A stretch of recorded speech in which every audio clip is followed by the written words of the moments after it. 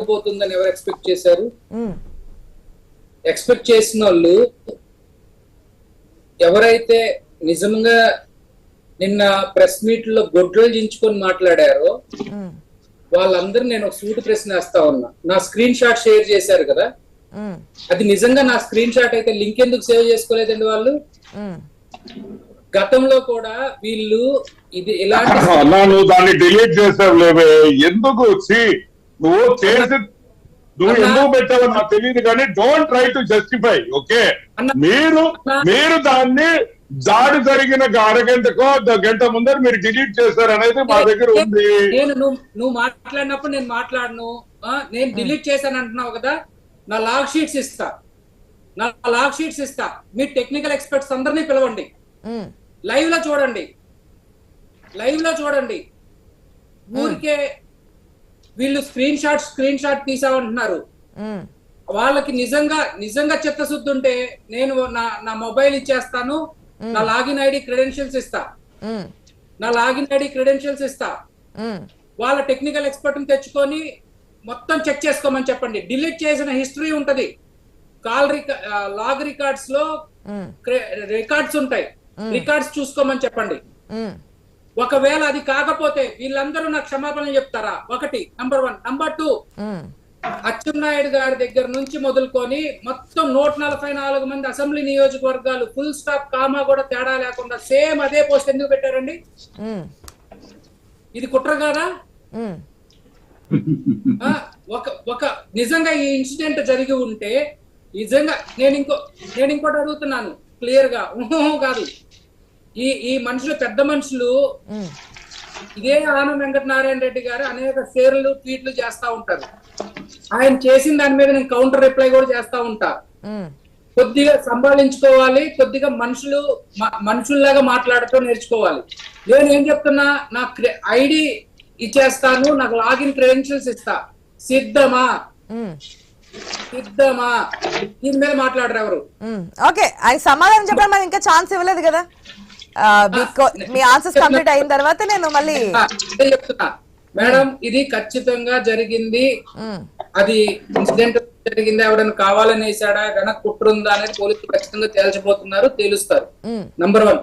Number 2, వీళ్ళు కోడికత్తి drama ఇలాంటివన్నీ అంటారు. కోడికత్తి అయినప్పుడు ఎవరి చేతిలో ఉందని ప్రభుత్వం, అప్పుడు కనీసం ఆపద ప్రభుత్వం కూడా కాదు కదా. It happened in October 2018. ఆ తర్వాత వీళ్ళు 6 నెలలు ఉన్నారు. 6 నెలల్లో వీళ్ళు సాల్వ్ చేయలేకపోయారేంటి? 6 నెలల్లో సాల్వ్ కాలేదు, 5 సంవత్సరాలు ఏమైంది మరి? మీరు అడుగుతారు ఈ ప్రశ్న, నాకు తెలుసు మేడం, ఈ ప్రశ్న మీరు అడుగుతారని మేమే కాదండి, ప్రజలు అడుగుతారు, ఎవరైనా అదే అడుగుతారు. ఎన్ఐఏ ఎవరి చేతిలో ఉందండి? ఎన్ఐఏ కేసు హ్యాండిల్ చేసుకుంది. ఎన్ఐఏ కేసు వెళ్లేదాకా మీ దగ్గరే ఉంది కదా సార్. ఎన్ఐఏకి ఎప్పుడు తర్వాత కదా వెళ్ళింది. నాగార్జున గారు మీకు తెలియదు, మీరు తెలుగుదేశం జెండా వేసుకొని మాట్లాడండి. జనవరి 2019లో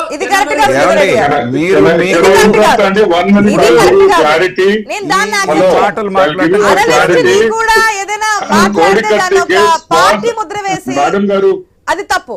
ఆనంద్ గారు ఒక నిమిషం అండి. శ్రీధర్ రెడ్డి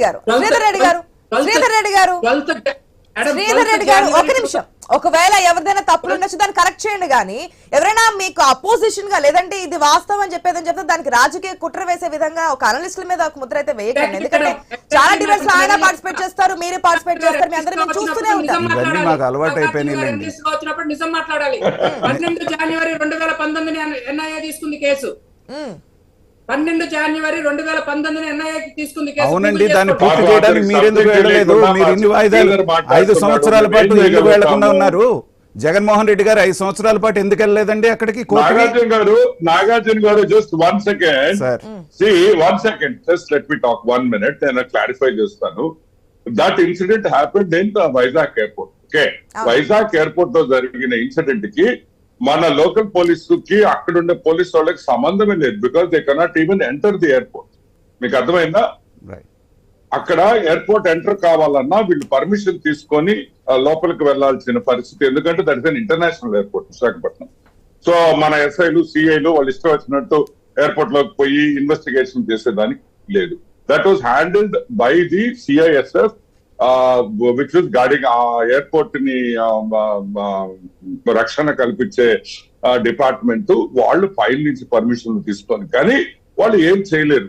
అదే కానీ ఎయిర్పోర్ట్ ఆ గేట్ బయట కానీ ఆ ఎయిర్పోర్ట్ డోర్ బయట కానీ జరిగినా కానీ ఇట్ వుడ్ హావ్ బీన్ మన ఏపీ పోలీస్ దీంట్లో ఉండేది. So that's a baseless argument. So let's move on. Okay madam, అదే బేస్లెస్ ఆర్గ్యుమెంట్ అయితే మరి డీజీపీ గారు ఎలా కస్టడీలోకి తీసుకొని వాళ్ళందరూ అతన్ని విచారించారండి? Yeah, I will answer that. One answer question to question.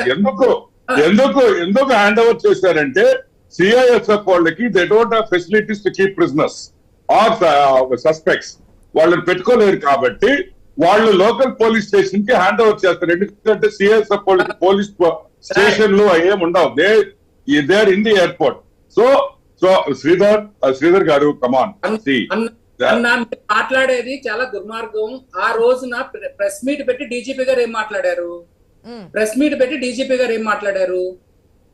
జేబులో దొరికిన పేపరు ఈ విధంగా ఫోల్డ్ చేయకుండా దొరుకుతుందా? Madam diverting from the topic here. Come on, Telugu Desam అనే పార్టీనే డైవర్షన్ డ్రామా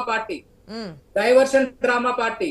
చంద్రబాబు నాయుడు గారి మీద నిన్న రాళ్ళేశారు అంటున్నారు. రాళ్ళేసిన వాళ్ళు దొరికారా? తర్వాత మేమే వేయించుకున్నాం. విజయవాడలో మీరే వేయించుకున్నారు, ఇక్కడ మేము వేయించుకున్నాం. అది ఒప్పుకుంటాను నేను. అది మీరు వేయించుంటే మేము వేయించుకున్నట్టే అనుకోవచ్చు. మల్లెల బాబ్జీ దగ్గర నుంచి అనేక చరిత్రలు మీ సొంత పార్టీలో ఉన్నటువంటి దగ్గుబాటి వెంకటేశ్వరరావు గారు ఆధారాలతో సహా రాశారు. కనీసం దాన్ని ఈ రోజు వరకు చంద్రబాబు నాయుడు గారు ఖండించలా. మీ డ్రామా పార్టీలు చేసే నాటకాలు అన్ని అందరికీ madam, I don't want to divert from the topic and he doesn't want to discuss the main subject. ఆ శ్రీధర్ కి అసలు మెయిన్ సబ్జెక్ట్ డిస్కషన్ ఇష్టం లేదు. ఇప్పుడు షర్మిల చెప్పింది జగన్మోహన్ రెడ్డి చంపాడని, దానికి ఏం చెప్తావు? అది అన్ని అనవసరమైన సబ్జెక్ట్. ఈ సబ్జెక్ట్ అది కాదు, ఇది దాడి సబ్జెక్టు. దాడి గురించి మాట్లాడతావు అంటున్నా. నేను అదే అడుగుతున్నా. నిన్న మీరు ప్రెస్ మీట్ పెట్టారు. ప్రెస్ మీట్ ఏం చెప్పారు? నేను డిలీట్ చేశాను అంటున్నారు. మీరు సిద్ధమా? నేను సిద్ధం బల్లా, నువ్వు సిద్ధం బల్లా. నేను చెప్పేది ఒకటే గుర్తుపెట్టుకో. రేపు తెలుగుదేశం ప్రభుత్వం రాగానే ఇంపార్షియల్ ఎంక్వైరీ చేయించే బాధ్యత నాది. సో ఒకవేళ నువ్వు తప్పు కాదు, నువ్వు నిజంగా నేను పెట్టలేదంటే మేమందరం క్షమాపణ చెప్పేదానికి రెడీ. లేదు నువ్వు తప్పు చేసావు అంటే నువ్వు కూడా నిన్న జరిగిన క్రైమ్ లో ఒక్క నిమిషం అన్నాలి. Listen to me. దాని తర్వాత నువ్వు ఆన్సర్ చేయి. నిన్న జరిగిన క్రైమ్ లో నీ పాత్ర ఉందంటే నీ మీద యాక్షన్ ఉంటుంది, లేకపోతే ఉండదు. ఒకవేళ లేదంటే మేము క్షమాపణ చెప్పేదానికి సిద్ధం. సో మీరు తొందరపడబాకండి. It's only matter of one. రేపు June 4th కి రిజల్ట్స్ వచ్చేస్తే 6th or 7th ఎంక్వైరీ చేస్తాము. ఒకవేళ నిజంగా ఇంకోటి మీరు ఫేస్బుక్ ట్విట్టర్ లో దేంట్లో పెట్టారో వీళ్ళు ఆ ఆర్గనైజేషన్ అడుగుతాము. వాళ్ళు ఆ డేటా బయటకు తీస్తారు. ఒకవేళ నిజంగా మీరు ప్రెస్ చేస్తుంటే మీ మీద యాక్షన్ ఉంటుంది. ఎందుకంటే you're part of the conspiracy. If Sridhar Reddy is a part of the conspiracy, he will be punished. There is no, you cannot escape. Sridhar Reddy గారు లేదు, మీ తప్పు లేదంటే మీరు క్షమాపణ చెప్పటం కాదు, దానికి బాధ్యత ఎవరు వహిస్తారు? నాకు 144 మంది ఎమ్మెల్యేలు అదే పనిగా మార్పుడు ట్వీట్ తీసుకొని పెట్టారు. దీనికి ఏం మాట్లాడతారు? క్షమాపణ చెప్తే సరిపోద్దా? ఓకే, అసలు ఓకే, ఈ దాని గురించి మాట్లాడదాము. పోస్ట్ గురించి, లేదంటే అది నకిలీదా, మార్పు చేసిందా, ఇదంతా రాజకీయం మనం చూస్తున్నాం. దాడి జరిగింది అయితే వాస్తవం కదా. సీఎం మీద దాడి జరిగింది మనం చూస్తున్నాం, గాయాన్ని మనం చూస్తున్నాం, ట్రీట్మెంట్ జరిగింది. ఒక నిమిషం శ్రీధర్ రెడ్డి గారు, క్వశ్చన్ కంప్లీట్ చేయనిస్తారా? చెప్పండి. గాయం తగిలింది, దాని ట్రీట్మెంట్ తర్వాత కూడా వెంటనే కూడా చాలా ప్రజల్లో ఉండాలి అని ఒక దృక్పథంతో ముందుకు వచ్చారు సీఎం. వెంటనే మళ్ళీ స్టార్ట్ చేశారు. నేను ఒకరోజు గ్యాప్ ఇచ్చారు అనుకుంటా. ఐ థింక్ మళ్ళీ ఈ రోజు నుంచి యాత్ర అనేది స్టార్ట్ కాబోతోంది. మీరు కోడికత్తి ఇష్యూ అన్నప్పుడు చెప్తూ ఉన్నారు, అప్పుడు ఎవరు అధికారంలో ఉన్నారని చెప్పి. ఇప్పుడు అధికారంలో ఉంది నేను కాదు అంటున్నారు చంద్రబాబు. ఇప్పుడు అధికారం ఉన్నది నేను కాదు, మీరు రాజీనామా చేయండి, నేను వెంటనే కూడా తీసుకుని ఏ విధంగా చేస్తాను చూపిస్తాను. మీ అధికారంలో ఉండి వైఫల్యం చెందింది భద్రత. అక్కడ ఒక సీఎం మీద దాడి జరుగుతుంటే ఏ విధంగా భద్రతా వైఫల్యం జరిగిందని చెప్పి క్వశ్చన్ చేస్తున్నారు. ఆ భద్రతా వైఫల్యానికి సంబంధించి ఏం సమాధానం చెప్తారు?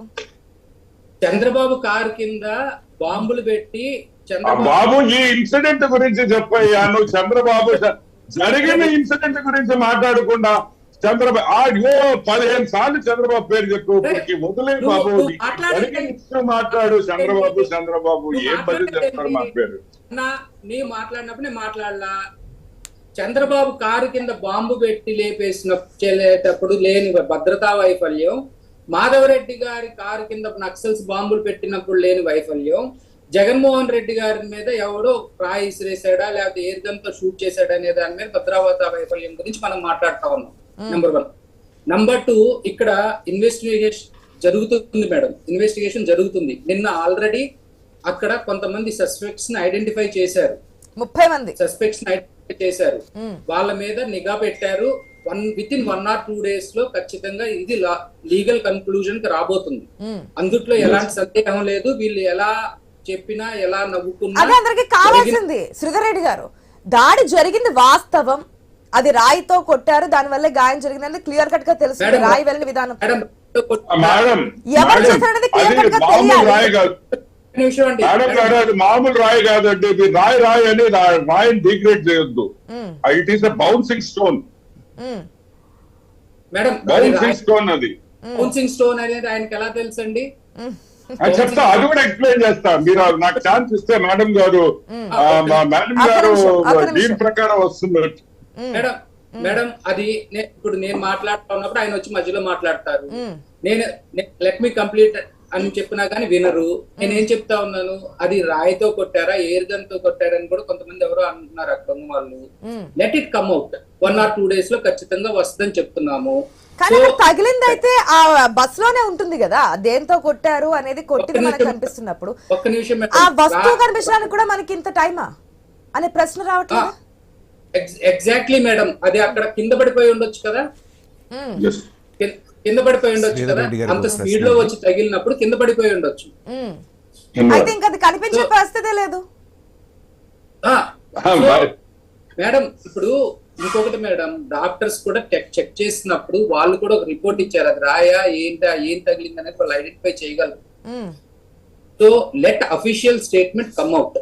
వీళ్ళు అంతగా ఆవేశపడిపోయి భద్రతా వైఫల్యం జరిగిందా జరగలేదా? భద్రతా వైఫల్యం ఎవడో చేసిందా లేకపోతే పవర్ కట్ సంబంధించి ఏం చెప్తారు? పవర్ కట్ జరిగింది అక్కడ అని చెప్పి అంటున్నారు. మాజీ మినిస్టర్ స్పందిస్తున్నారు. పవర్ కట్ విషయంలో కావాలంటే చంద్రబాబు నాయుడు గారి విజువల్స్ కూడా నేను 2019 విజువల్స్ తెప్పించిస్తాను. ఆయన రోడ్ షో చేసేటప్పుడు ఇదే బస్ వాడారు. ఈ బస్ వాడేటప్పుడు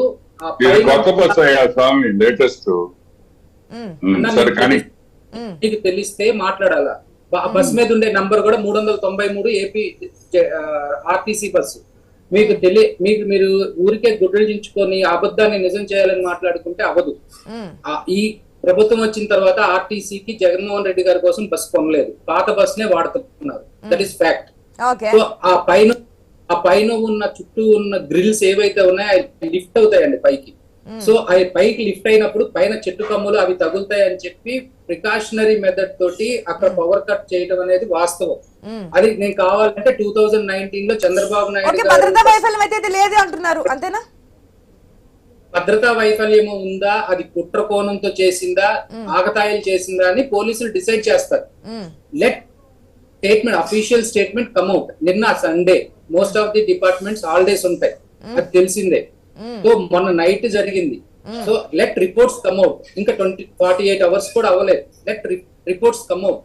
వచ్చిన తర్వాత దాడి జరిగితే మరి ఇంకా 48 hours కూడా కాలేదు అని చెప్పి దాని కంక్లూజన్ కి వస్తున్నారు. ఒక నిమిషం శ్రీధర్ రెడ్డి గారు, రాకేష్ గారు ఒక నిమిషం అండి.